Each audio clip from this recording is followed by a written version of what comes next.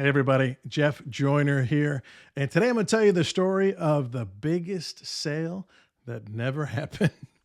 Before I tell you the story, if you're getting value out of my videos, make sure that you subscribe to the channel, hit the notification bell so you can be notified when I put new content out, and tell all your friends about this channel if you're getting something out of it and you like it.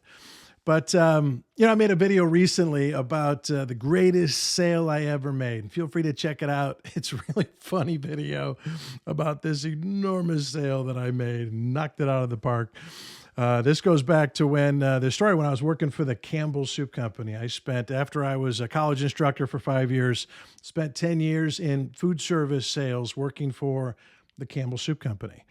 And had some wins, had some losses. That's the story of my biggest win. Here's the story of one of my biggest losses. There was a new stadium being built in Cincinnati, and it was Paul Brown Stadium. And I think they call it Paycor Stadium now. It's been renamed, but this is the home of the Cincinnati Bengals. And I was at a trade show and, sampling our products and trying to connect with new customers one day. And somebody was there from Aramark. Aramark is a company you may have heard of. They manage the food service at giant venues, like stadiums. And get talking to the guy, and they're like, yeah, we're looking at options for different food to put into the stadium. And, it's cold weather and for a lot of our games in the fall and early winter. And I'm like, oh boy, so made an appointment to go down and actually, at Paycor, or at Paul Brown Stadium at the time, we're going to sit down and have a meeting. And it was me and 3 people from Aramark.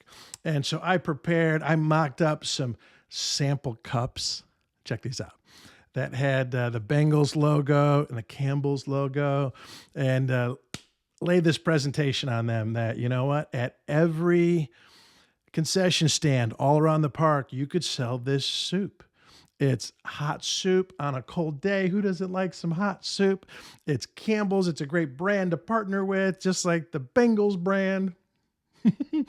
It's very high profit, right? Pretty low cost, high markup. I think only French fries are more profitable in the food industry than soup. And so they're like, yeah, this sounds good. This sounds good. And it's going to be huge. And like, okay, well, let us talk about it. And I said, one of the questions I learned to ask in sales, hey, is there anyone else that we should include on our next presentation? Well, there's actually some people that are going to be involved in this decision, and we'll take this information to them. And I go, no, don't take it to them. Let's book another appointment next week. We'll get everyone together. Well, I did some research into Aramark. I didn't know a lot about them. Found out that they run the food service at a ton of stadiums.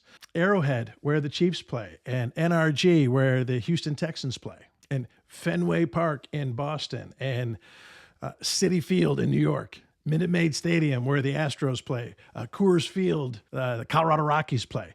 Also, a ton of, museums and convention centers, like 150 places around the country that all serve a ton of food to a ton of people. This is going to be my sale of the year. I'm sure of it. So I go back for the second meeting, present my stuff, talk about how this is the best choice. I'm the best partner. We're the best vendor. We're going to be here for you to support you after the sale. Customized cups that we'll cover the cost of those.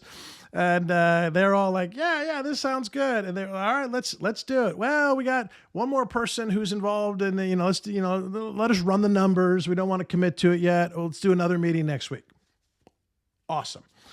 So I tell my boss and his boss and his, we're closing a deal with the Cincinnati Bengals. Oh my gosh, everyone's so excited about that because not only is it some high volume of the product we sell, but kind of an advertising play too, that there's tens of thousands of people a month that are going to be seeing our brand. Maybe we could get some money from the marketing department to help offset the price and increase the profit.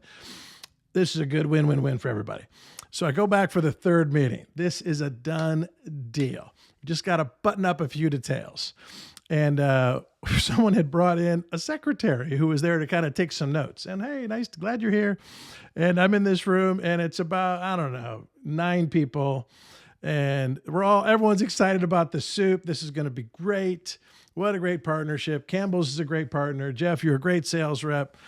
And right then, the secretary said something. She goes, I got a question.